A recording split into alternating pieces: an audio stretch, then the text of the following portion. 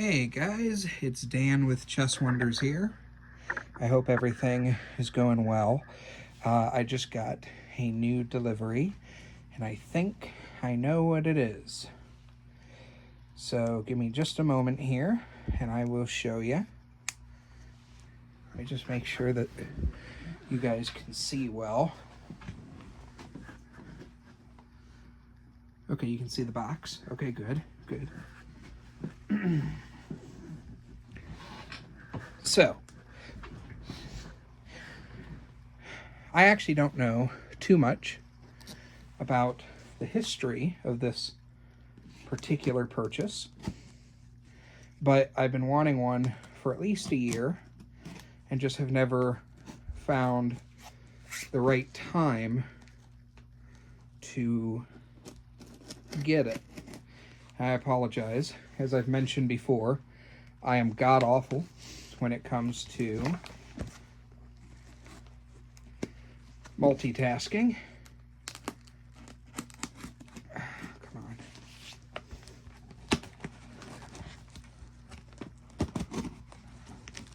Okay. Almost.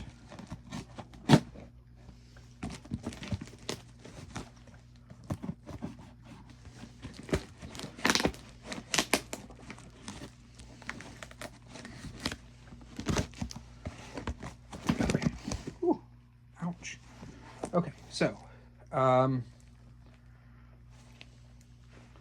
what I'm going to do is I'm actually going to film this, and then I'm going to stop the filming and then refilm it so that I can share with you guys a little bit of history. I kind of want to add on to the story some of the purchases that I'm making. Okay, so here you go. Let's back you up a little bit here. You can't tell what that is, although maybe some of you can.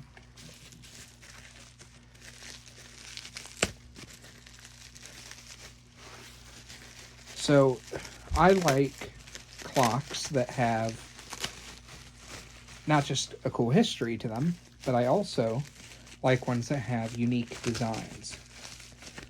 And the cool thing about chess clocks is that there's a ton of stuff out there I'm discovering that is just very unique.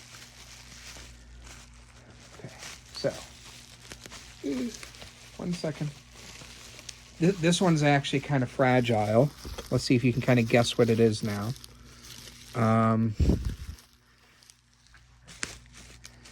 If you guessed something that has the word cold in it, you would be correct.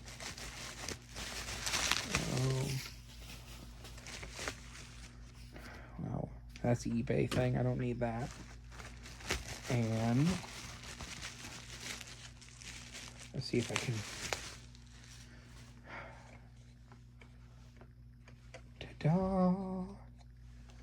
So, this is a Sutton Coldfield clock that I was able to acquire.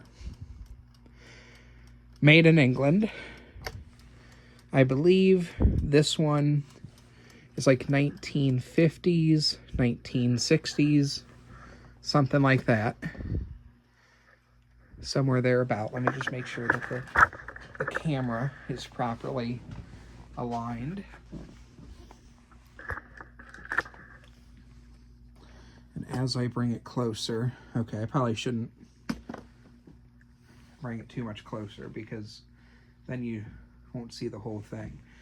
So the cool thing about this clock, and the reason why I have to be careful, is this is glass covering the front, I'm pretty sure. Oh, maybe that's plastic. I'm not sure. Hold on. Oh no, I think that's glass.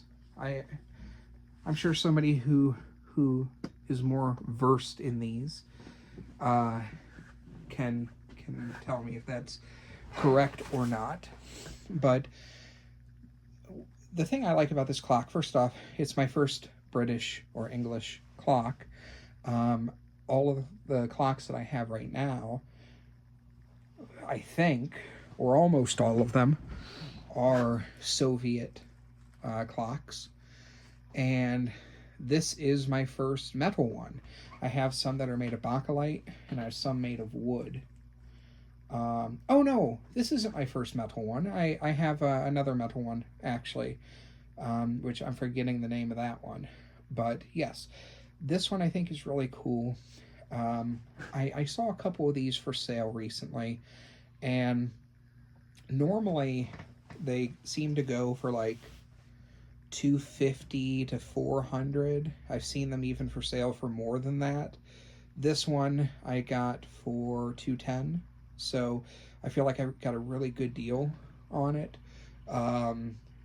And you can just tell it looks old. But the other thing is, I love the little knobs on the side of it, because just the idea of being able to change the time, or being able to change whose move it is just by pushing like that. Obviously, this is not the kind of clock that you would want to use for blitz, because you might push it off the table, and maybe that's why this design ended up not sticking around for very long.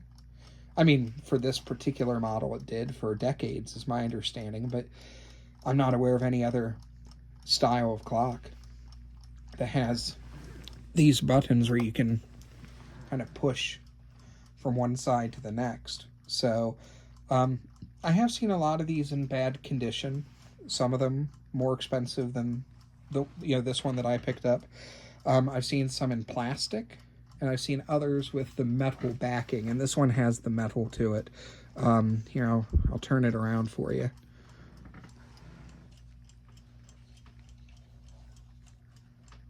There we go. There we go. So I don't know what kind of metal that is, but very cool little clock. There's no problems with it that I'm aware of. It works. I would classify this as about as good condition as you could expect for something of this age. I don't know if maybe it had some work done on it in the past. Here, I'm kind of moving it around here so I can sit here and hold it and move it a bit. But, there's a little bit right here where if I ever decided to restore it, I could probably get somebody to clean that up. I don't know if that's rust or if that's, like a scratch or something like that. So tiny imperfections, but overall, considering its age, I would classify this as like an 8.5 out of 10, especially compared to some of the other ones that I've seen out there. So, like I said at the beginning of the video, I will make a follow-up, or it's not even going to be a follow-up. I guess I'm going to splice it into this, where I basically talk a little bit about the clock's history. So you'll be hearing that in just a moment if you stick around. But yeah, a great little piece to add to my collection.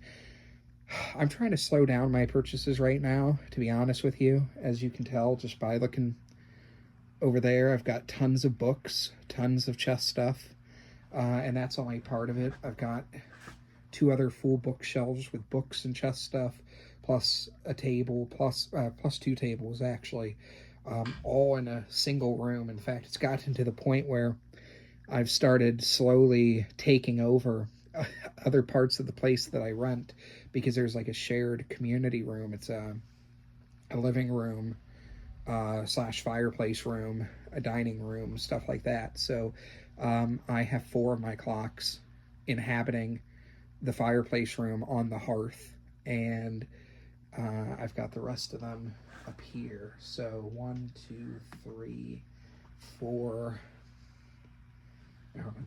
Let me just make sure here. 1, 2, 3, 4, 5, 6. I've got 6 up here, and then 4 downstairs, so I've got 10. I think that's right. So yeah, I think this is really great. I fell in love with this when I first saw it, at least a year ago, and I just never could get around to buying one. A, because of the cost, and B, because it's only been recent that my financial situation has made this, possible. So I'd love to hear your thoughts on this. If you have any questions, let me know. And yeah, thanks. Bye. Hey guys. So for you, it's been only a second, probably, because I'm splicing two videos together. But for me, it's been about a week. I work 80 hours a week on average. So I sometimes don't get around to stuff when I would like to. But I said that I wanted to start talking about the history of some of the stuff that I'm buying and sharing that with you. It helps me to learn. I hope it proves interesting and educational for you as well. So I figured I'd start doing that with this particular clock, the Sutton Coldfield, which, by the way, in the previous clip on this same video, the old video I shot, you get the point. Anyways, I had said 1950s, 1960s, I believe, and that is probably too old. So these clocks were starting to be made in 1938, but not in this format. In fact, Sutton Coldfield had multiple different formats that they did. Many of them kind of resembling this, some in plastic, some in chrome, some really cool ones also, but I will say a lot of them are not terribly to my liking, especially some of the older low-grade plastic ones, but you got to start somewhere, right?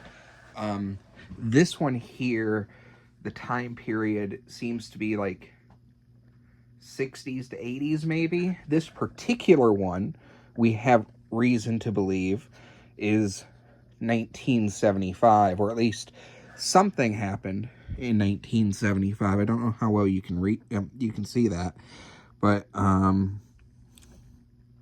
it says, yeah, I don't think you're going to be able to see that, but it says sent 25th of June 1975. So now that doesn't mean that it was made that year. I don't know if that just means that somebody bought it that year, but I'd venture to say it's a 1970s version of this clock. So that's to start with. But I relied on a couple of different sources for making this video.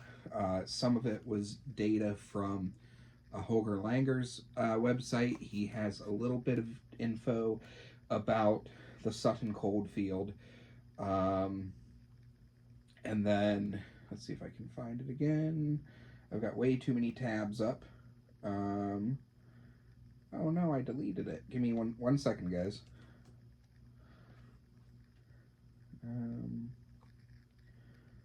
Clocks. I think it was this one that he had clicked on. Nope. So, yeah, I need to get better at this.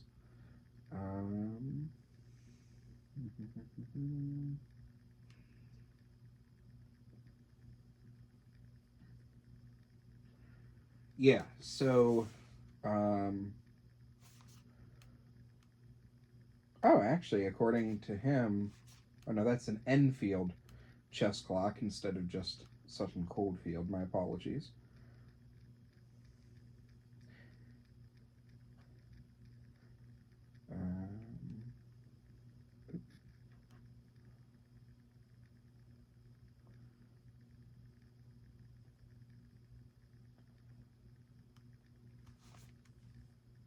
I can't. Oh, here it is. Oh, so apparently, according to him and his sources, the first Sutton Coldfield clocks, which were not this model, but were an older model, just under the under the name Sutton Coldfield, though still, actually began in 1932, and They were labeled as Smith's Enfield, and they were sold by Chess Magazine. And let's see here, going to mychesscollection.com, I do see a model that is apparently identical to exactly what I have. And this particular model was made in the 1970s and 80s.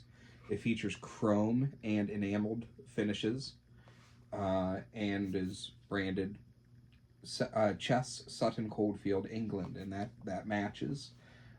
So they were typically marketed as premium items for chess lovers, which matches kind of my experience with this clock, the way that it feels, the materials it's made out of. It's got glass on the front cover of the clock faces. It's metallic. It's just really well constructed. And it says here that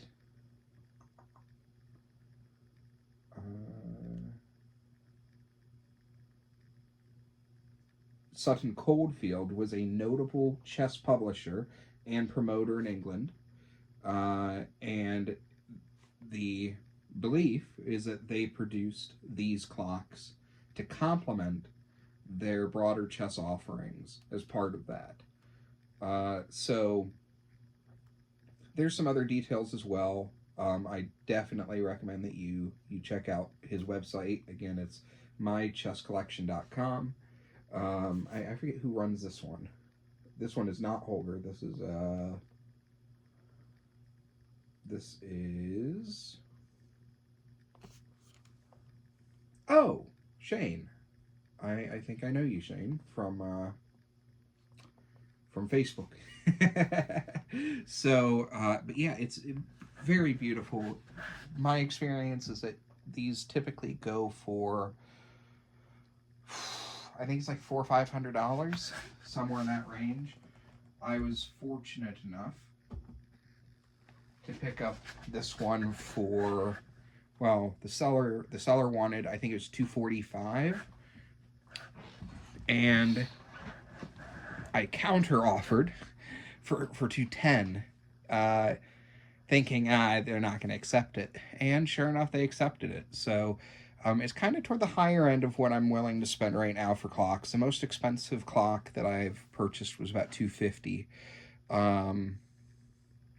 I'm trying not to spend too much. I'm saving up for a home, but if I see something that looks like a good deal and that is a historically significant chess artifact, then I'm gonna jump on it. So yeah, so again, highly recommend it if you can find one at a good price in good condition. I was worried about it being shipped to my house because even though it's a premium made product, I was worried about the wood because, if it gets jostled around a lot, I could just imagine something happening. And also worried about the covering, which I'm pretty sure is glass. It's hard to tell, but I'm pretty sure that's a glass cover. And, it can happen to that kind of stuff during transport. But overall, fantastic. I would rate this, 9 out of 10, I'd say. There's a little bit of imperfections on one side of it, but that's very minor. Other than that, it's in miraculous shape for its age. So, anyways, let me know your thoughts. Thank you so much, and please smash that like button. Follow me. Looking forward to hearing from you. Thanks. Bye.